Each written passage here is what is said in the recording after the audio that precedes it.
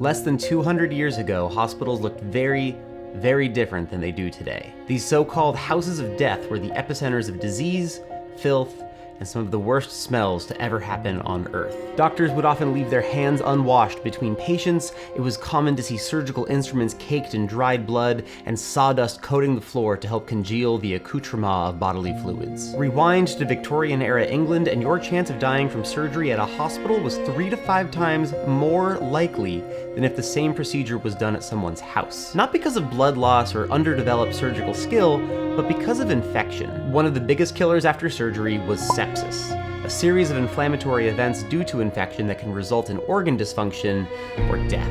Sepsis is still around in modern day, but it's way less common than it used to be. We have a few key players to thank for this, but for today we're gonna focus on Joseph Lister, the British surgeon often accredited with inventing antiseptic surgery. But of course, no one works in isolation, and breakthroughs had to be made before Lister to set him up for a revolution.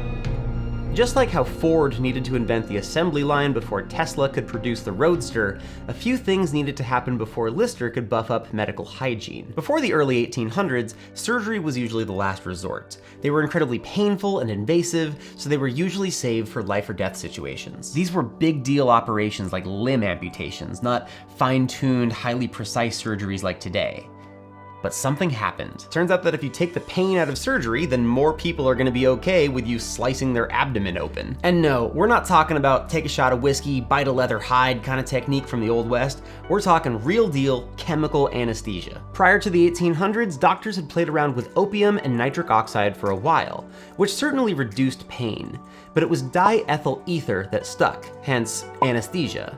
The first anesthetized surgery was done in 1846 in America, but it would soon spread elsewhere. So the first step towards Lister's antiseptic revolution was anesthesia. And now that surgeries were painless, that meant doctors could do more surgeries. That meant they got more skills practice, got to invent new tools, and developed a bunch of new procedures. Like, it's no coincidence that the anesthesia revolution also overlapped with the first success in tissue and organ transplantation. Granted, we still had to figure out why the immune system was rejecting body parts, but at least we were getting started. Now, in surgery, just like any other skill, the more you hang out with people who are more skilled than you, the better you get. So a few universities sprang up that became very focused on improving the quality of medical education, particularly in Europe. Now, medical training back then wasn't nearly as much biochemistry as it is today, partly because that science hadn't been invented yet. Back then, becoming a surgeon meant doing an apprenticeship, maybe even skipping university training altogether.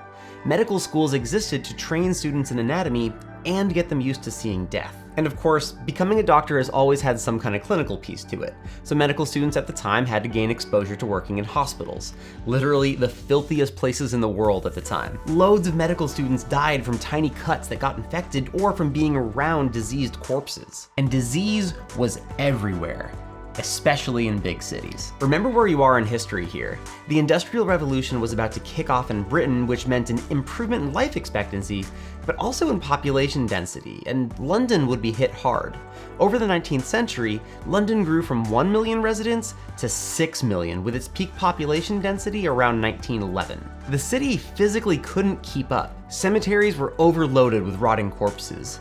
Feces and urine from people and animals coated the streets, food handlers didn't do anything for sanitation, and with higher population density, you ensured there would never be a lack of pathogen. If you wanted a massive, filthy population to fill your disease-laden hospitals, you would find it in London. So medical schools in big cities had their work cut out for them.